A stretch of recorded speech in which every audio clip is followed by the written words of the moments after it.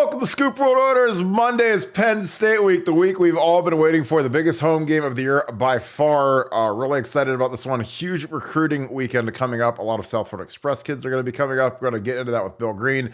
Get into his prediction, what he thinks of the game thus far. Where do the Buckeyes stand in the national picture? And we're going to take some of your questions. As always, we're very thankful and grateful for you guys. Our channel is exploding, so thank you guys for spreading the good word. We're getting a lot of new subscribers, a lot of likes, a lot of great comments, so we appreciate all of that. If you guys want the best Ohio State football experience there is, join BuckeyesScoop.com. Our message board is absolutely on fire this week, especially with Penn State coming up. A lot is at stake. Supremacy in the Big Ten East, the driver's seat to the Big Ten title game. A lot is on the line between the two of the three clear-cut teams in the East. Obviously, Michigan is looming at the end of the year, but just Penn State week. And with that being said, gonna bring in my good friend Bill the Bank Greene. Bill, the Big Ten is about to be absolutely menacing when you watch Washington and Oregon joining. Not only are those teams very, very good, but they're also very, very difficult home fields to play at.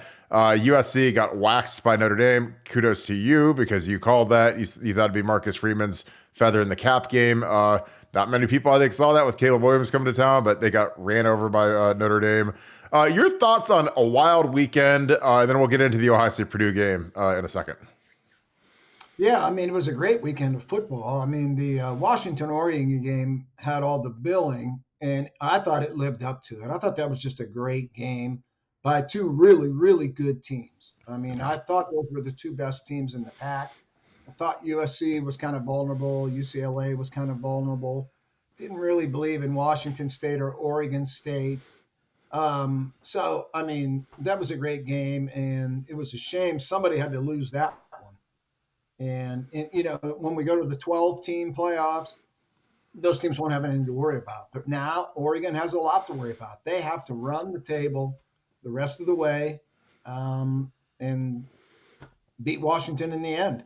You know, and that's a big ask. You know, we're just mid-October, and they cannot lose again.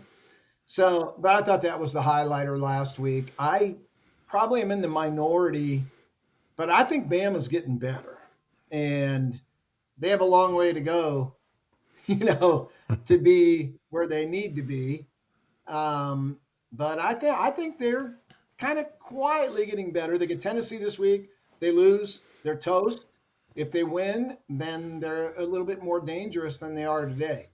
So I thought that was kind of a game where they had Arkansas beat, let them off the hook, and then had to run the clock out in the end. They were able to do so. Milroe hit a couple nice passes. And I don't know. I just think they're dangerous. But, you know, I always think they're dangerous until they're dead. So it's really – and then, you know, Ohio State, Penn State this week is – boy, the loser's in a lot of trouble, and the loser is going to be a really good team, similar to Oregon and Washington.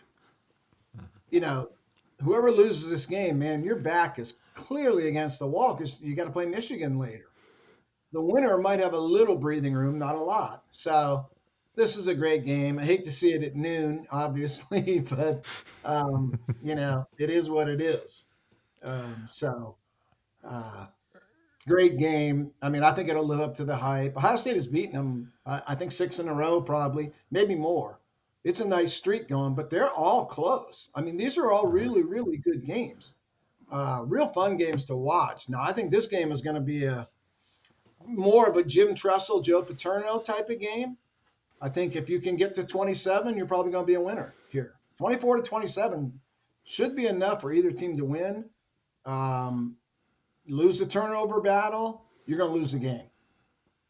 Give up the most sacks, you're going to lose this game. Get the most rushing yards, you're probably going to win this game. I mean, I think it's old-time football here back from your era where this is not going to be a 42-41 game. There's no way. Mm-hmm. So kind of old-time football here, and I'm really looking forward to it. Yeah, I am too. Just got confirmation because we were looking for it that J.J. Smith will be in the house. Talk a little bit about what the. Can you give me a minute? See if I can get that answer. No, I got it. I actually got it before you did. Oh, okay. So I just got it. So we could tell your boy, hey, thanks for the heads up. So that was gonna be my thumbnail. But talk to me a little bit about these noon games. Do you think it is a drag on recruiting? Ohio State was really behind the eight ball this year because they only have 5 home games, which is something last year they had 8. So this year you're up against it. You kind of got to give one back. But with that being said, talk about when the big one is a nooner and you've got kids that you want to get in from California and Texas and Florida, and they don't all have direct flights. A lot of them do. Thank God in South Florida, there's a ton of people from Ohio that like to go there, so there's a lot of direct flights. But these kids play Friday night, and then they got to get up at 5 a.m. to try to get here by 9:30, 10, and then they got to fight the traffic. And then, it's kind of a hassle where it's like if it's a night game, a little bit more relaxed, the traffic is a little lesser, you get to spend some time with the coaches. But talk a little bit about that, because it's tough on guys like Mark Pantoni and the recruiting staff. I remember working these games, and it's just like, man, you have to fight to get these kids in here. And thankfully, guys like the South Florida Express guys, they've been to Ohio State about 10,000 times in the last 3 years, so they know kind of how to get there. But it's still tough to get to the stadium. Talk a little bit about that. Does that hurt Ohio State being in the North and having the big noon kickoffs, which I think are terrible for recruiting? Yeah, I hate them too. And I know the staff hates them, but there's nothing to do about it. TV, they pay the freight, they get what they want. It's definitely hard. I mean, because it rules out a lot of guys. You start, Florida, you can make it from Florida. You can do it. Mm-hmm. But man, you start trying to come from California where they recruit, and you get the time difference, but it's not easy. So they'd rather have it be a night game. If they had their choice for recruiting, they'd rather have it be a night game. Now, do the players want to sit around all day and not play till 7:30? Probably not. But if you're talking just recruiting, 3:30 or a night game is what they want. That lets everybody get in without anything to worry about. So, but, you get what you get, and you got to make the best of it. Mark Pantoni is as good as it gets at making, the best out of these situations. He's been through it before. It's not his first rodeo. So, I think you just make the best of it is the answer. Yeah, I agree. Again, I think that it's tough. I think the South Florida kids have it best because there are a lot of direct shots from Miami and Fort Lauderdale, so you can get up here on a direct flight.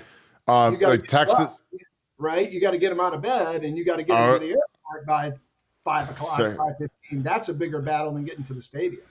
Yeah. Oh yeah, absolutely. It's an interesting thing. I don't think people think about that dynamic enough. So you talked a little bit about this Penn State game.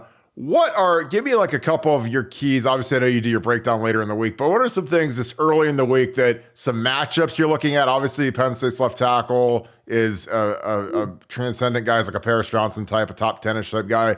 Him versus JT will be one of those NFL scouting tapes that'll be watched 10,000 times in the next 3 weeks. But talk about some of the matchups you're looking at. Again, Trey Henderson, I think will go, but still questionable. I can't see Chip playing after that really scary concussion. I mean, 'cause he was, there's a lot of degrees of concussions, and that was a severe concussion. So I can't see him playing. Dallin Hayden's got to be the number 2, it looks like. But talk about some of the matchups. Marvin, probably get a Mecca back, but go ahead. Yeah, well, the thing that, people that have watched the Ohio State defense this year been really impressed by what you see, and you should be impressed by what you see. Penn State is just as good or better because they put more pressure on the quarterback. They get more sacks. They put more pressure. They've got more depth on that D line. I mean, they're going to put 6, 7 guys in there that all can sack the quarterback. They can come from inside, outside. They send their backers. They're not afraid to put their corners in one-on-one situations. And that's dangerous, man, when you're dealing with Marvin Harrison and Mecca Buka. So I think Manny Diaz is going to bring a ton of pressure on Kyle McCord. He's going to make Kyle McCord stand in there, make throws, and beat him under pressure. He's going to make Simmons, Fryer, Jackson, that gang, they're going to have to stand up and be counted this week. Okay?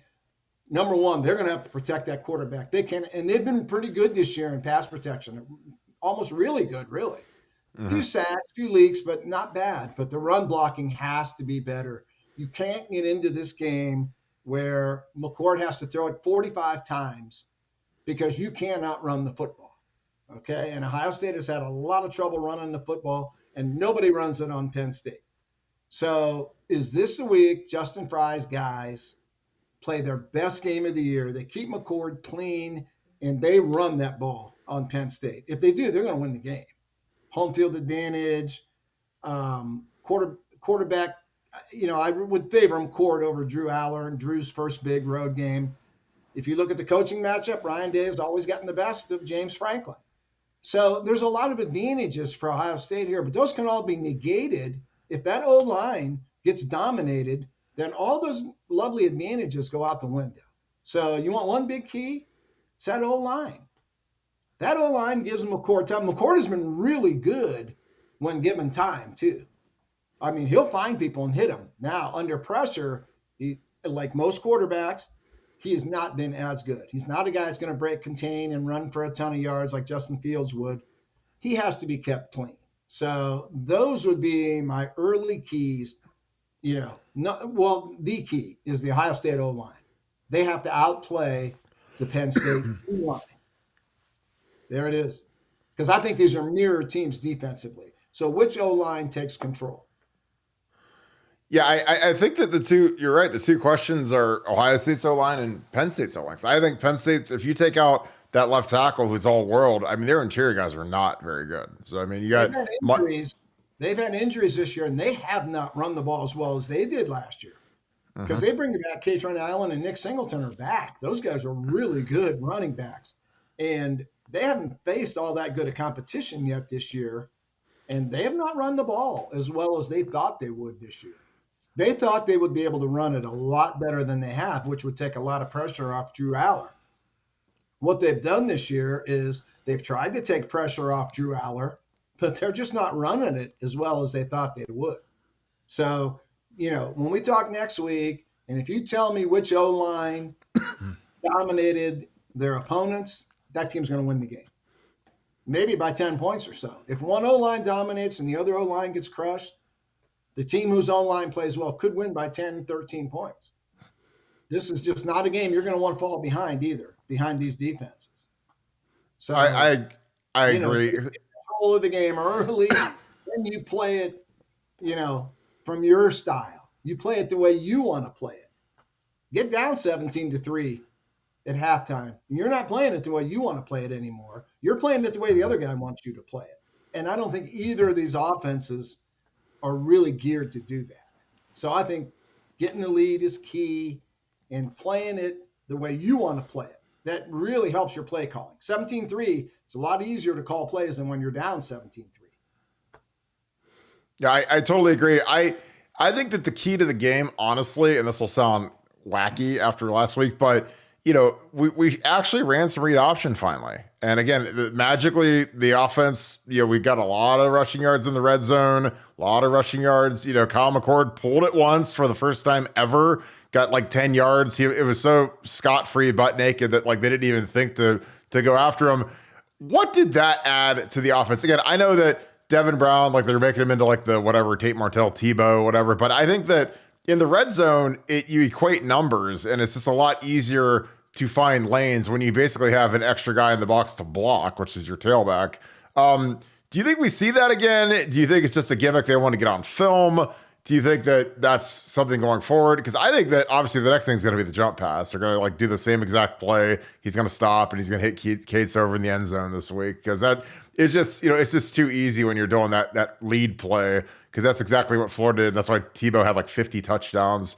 Do you think we see that this week? And do you think that it helped open up the running game? Because I thought the scheme was much better this week. And now, granted, Purdue stinks. Again, that's the thing I keep telling people. I'm like, look, but again, Youngstown State isn't as good as Purdue, and neither is Western Kentucky and all these others, Indiana. So Purdue stinks, but we ran it better against them than we did Youngstown State. But what are your thoughts on opening up the game with some Devin Brown and Kyle McCord actually pulling it on a read option? Well, I would not play Devin Brown. I think there aren't going to be a lot of possessions in this game, and I wouldn't throw away one possession. I would not play Devin Brown because in a close game against Penn State, when Devin Brown goes on the field, everyone knows what he's not going to be throwing the ball all over the lot. They're not going to risk that. He hasn't thrown enough passes this year. That high pop he threw to Brandon Ennis aside, they're not going to. So when he goes in the game, he's going to run the ball. So I wouldn't do it. I do like McCord running read option because they're not going to look for that at all. I don't think. And then it kind of brings up, why did they use that last week? They didn't need it to beat Purdue. Did they do it just to make Manny Diaz stay up all night wondering about it? It kind of makes you wonder, why did that get used last week? I mean, it made me wonder that. Like, was it done just to make Penn State think a little bit, prepare for it a little bit, or are they going to run it against Penn State? And you don't want Kyle McCord getting whacked by one of those guys, one of those front seven guys. You don't want that at all. So I don't know. I'm anxious to see just how Ryan Day does deploy that this week, or if that was just a decoy just to give Manny Diaz something to think about. We'll find out. I don't know. I like it personally. I think it brings a little diversity there. I think it definitely opens some things up, whether, Purdue is any good or not. They're not. They're, I think, 87th in the country against the run. So you probably could have done about anything and it would have worked. So I don't know. If you could get Ryan Day on True Serum, I would love to know why they busted that out last week. If it was just, something to work on that we're going to use going forward, or was it something to keep Manny Diaz up all night? Well, I think that just because I've sat in the chair of being a quality control guy, he got the sheet in front of him and it said, okay, we've shown running plays where we fake the read, we make it look like a reading. We haven't pulled it a single time all season. I've charted every game, I've watched every game. And so he saw that, he's like, wow, that's a crazy tendency. When you absolutely never pull it, then all of a sudden they're not going to honor it. It's like the boy who cried wolf. Eventually, if you never pull it, they're not going to honor it. So you got a backside end crashing down, because that's the problem when you run that scheme is you leave the backside end unblocked because he's supposed to be red. But when you never read him, he just runs down plays from behind. So they finally pulled it, and I broke it down, and there wasn't anybody within 10 yards of Kyle McCord because they just weren't honoring it. And you have to keep defensive ends honest at some point. But I like Kyle running it and just, do what he did. I mean, he stumbled, but if he slides feet first like an athlete, then there's no harm, no foul. You don't get blasted. Like, I'm not in favor of him dropping the shoulder on some safety or on some linebacker that's going to kill him, but he can slide. And if you go get 6 yards and make it 2nd and 4, that changes your entire life as a play caller, as opposed to it being 2nd and 9 or 2nd and 10, and we get stuffed. I just think that it opens up a lot. And I think that, in the red area, I mean, I watched Youngstown State run the read option against us and walk right in the end zone, and the guy did the penguin dance. And because it's hard to defend down there, because if one guy isn't perfect, you're going to score. So I think that's why they did the Devin Brown thing. I also like just having him have to pay attention during the game, because when you're a backup quarterback and there's no chance of you going in, you're sitting there, sunflower seeds in your mouth, towel around your neck, and little beanie cap on. And when there's a chance he could go into the game, I think it keeps his attention up. Because again, these quarterbacks are, you see how these quarterbacks fall like flies, like in the NFL and in college football. And it's like, these guys got to be ready to rock, like on a plays, especially against a guy like Chop Robinson in Penn State. Because that guy, if he gets through, he's going to hurt you, So again, I think it's good to keep the backup quarterback active. But I agree. I think it's going to be a tale of the offensive lines. I really do. I think that these are probably the two best defensive lines that each respective offensive line has faced. Because I think, Ty Leak is playing out of his mind right now.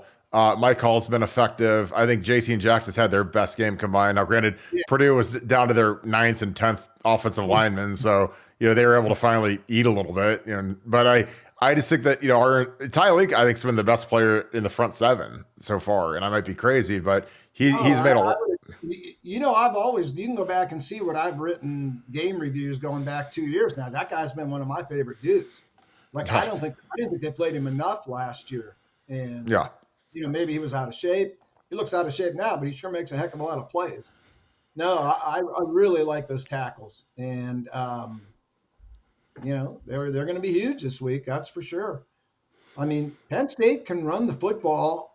I think they can. They haven't done it yet, but I think they should be. I should say they should be able to run the football. They got enough guys back on that O-line. Those two backs are really good. So, Hall, Ty Leak, those guys are going to have to play really well this week. If they stuff that Penn State O-line, there's probably no way Ohio State will lose this game. because Penn State at that point is going to score 10 or 13. You know what I mean? So you tell me which O-line dominates, and I'm going to tell you who won the game next week. There's no way both O-lines dominate and this thing ends up 38-35. There's zero chance of that happening. So yeah, I totally agree there.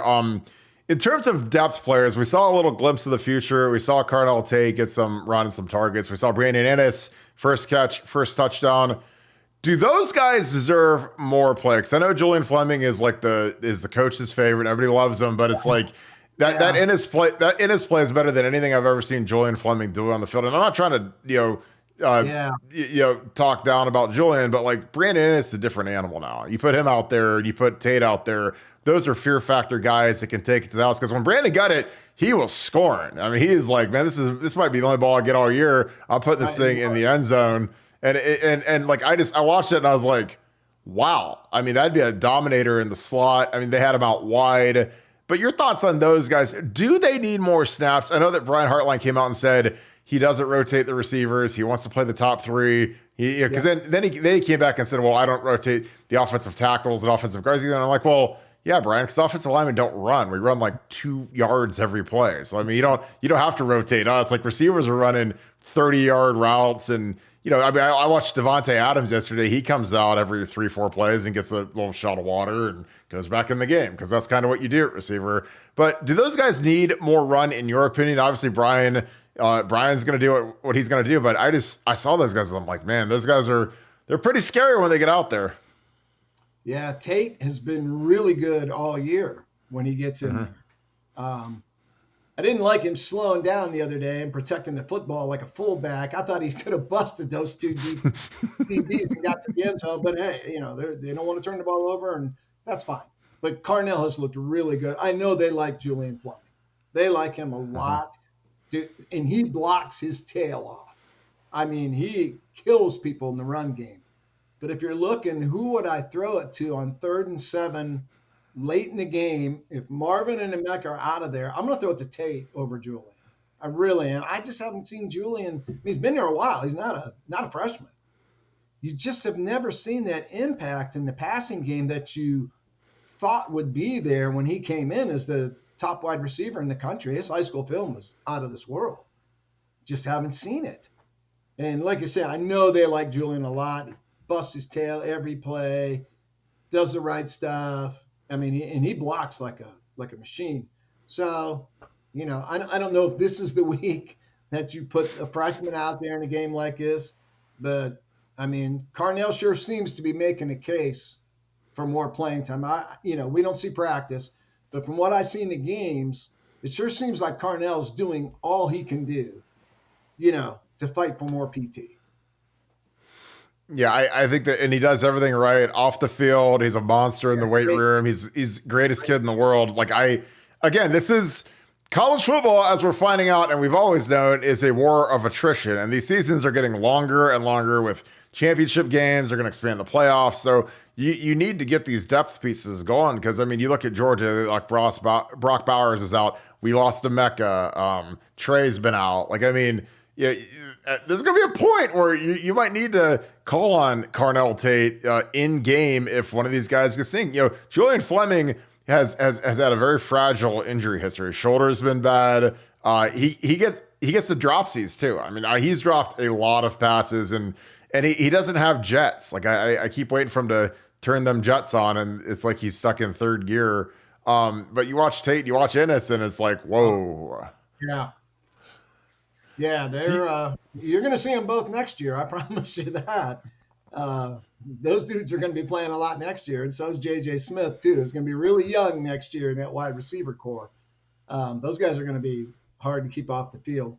So we'll see. Like I say, I just don't know if this week is the week that you decide to go to Carnell Tate.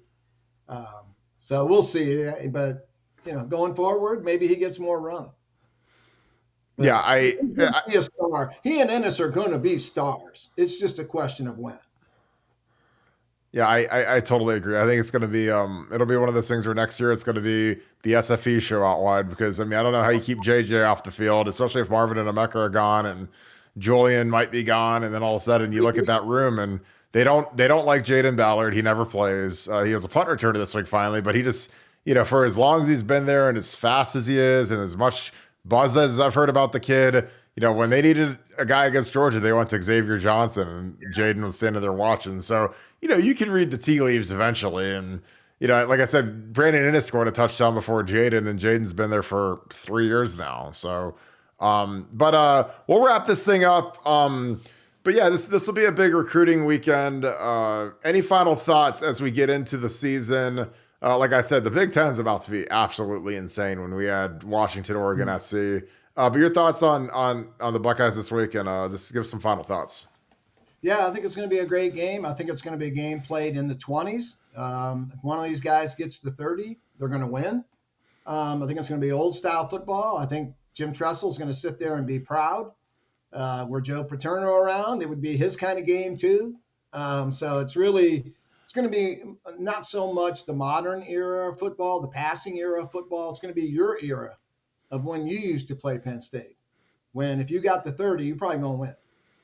So, and you probably sometimes didn't even need 30. I thought you were going to say 13. You get to 13, the old covered wagon. Yeah. We had the old covered wagon out on the field. I think it's going to be really similar. I think it's going to be a great football game to watch. We'll have more later in the week on the recruiting impact. Get a little more info on who is coming, who's not coming. It's probably going to be mostly these young guys, the 2025s and the 2026s. There was a 2026 quarterback that we saw last summer that was amazing. Will Griffin out of Florida. He is absolutely coming. He may be the top quarterback in that 2026 class. I mean, he was as good as anyone I saw last summer with Tavian St. Clair, the Underwood kid, Ryan Montgomery, whoever you want to mention. That kid was really freaking good. And Ohio State offered him like instantly. So he's definitely coming. So that's one we can throw out there. A little early for 2026, but that guy, that's a guy they can land. I'm telling you, that's a guy they can get. And he could be the top quarterback in the country in his class. So we'll have more on the recruiting later in the week when we finalize some things up. But I mean, college football is not like the NFL. You know what I mean? Where it's a big game every week. The Browns and the Niners, look, it's a great game. There's great games every week. College, man, you get Western Kentucky, you get YSU, you get a lot of really, really bad football games week after week after. Well, not this week. This is the big time here. So, yeah, we'll have stuff on it every day, and it's only Monday, and you already can't wait for this game. I mean, because this is why we love college football. We don't get enough of these games, so when you get them, you got to cherish them. Out of a 12-game season, you might have 3 or 4 games that you really get amped up about. That it's a coin flip, and this is one of them. So I really can't wait for this. Is that part of the reason you get so amped up? Because you look at the schedule that comes out, you're like, God, we got Notre Dame, and then we've got Western Kentucky, Antarctica, Norway, Pittsburgh, whatever, and then you've got Penn State, and then you've got Minnesota and Michigan State, who's terrible, and then you got Michigan. So it's like out of the 12 weeks, you've got like 3 real ones where you got to get ready and go to war. But now with Luke's team kind of peeing the bed. Oh God. I think we're back to 3 maybe now with Notre Dame that Ohio State won by this, and Penn State, which could be another game that goes down to the last play, and then Michigan, which is looking like a game Ryan Day better freaking win. We got a long way to go till that, but so let's not skip over this week. But you just don't get enough of these. We're in the NFL. If you root for your NFL team, you have big games every week. Every week is a big game. College is not like that. You got to sit through the Marylands and the Purdue's to get to the Penn State. So yesterday's why I don't bet on the NFL, because I would have lost everything I ever had on the Niners game. And it's like some days it's just ain't your day. When McCaffrey gets hurt, Deebo Samuel gets hurt, like everybody gets hurt, then it's like, oh boy. But we saw that Brown front 7 totally destroy that San Francisco 49er O-line. They got annihilated. Which brings me in a close game, a low-scoring game, like I think we're going to see this week, Penn State, Ohio State. That's what I'm referring to. That type of situation there. That San Francisco O-line got killed. I mean, they got blown. You're an O-line guy. You watched it. Oh, yeah. They had no chance to block that Cleveland front. They got destroyed. Yep. And shout out my boy Jim Shores. He's my favorite NFL coach I played for when I was with him with the Lions, man. That guy is a great coach. So very happy for him. So appreciate you, Bank. We're going to wrap this thing up. As always, thank you guys so much for being a part of this. Again, Bill Bank Greene is exclusively on BuckeyesCoop.com. Got to join us, man. Our forums are going absolutely crazy right now, having a lot of fun on there, getting hyped up for Penn State. Noon game. It'll be here before you know it, like 4 sleeps away. So we really appreciate you guys tuning in. If you enjoy this content, please leave us a like, click subscribe, and also click that little bell, and you'll get an alert on your phone every time we go live, so you guys can be ready to rock with us. So appreciate you guys. Again, comment. Who needs to step up versus Penn State? Give me some names. Is it Marvin? Is it Trey Henderson? Is it the O-line? I want your names. And also, who is your early pick for the MVP of the game? How do you see the game going? So write that down in the comments. Shout out where you guys are watching from, what your game plans are. I always love reading that in the comments. I'll read all the comments, and I appreciate all of them. So thank you guys so much. I hope you guys have a great rest of your day. Thank you, Buckeye Nation. Thank you, BuckeyesCoop.com family. All of our new members, we appreciate all of you. All of our returning members, we appreciate you. And all of our soon-to-be members, that's some of you guys that aren't signed up yet, appreciate you as well. You guys have a great rest of your day. Go Bucks.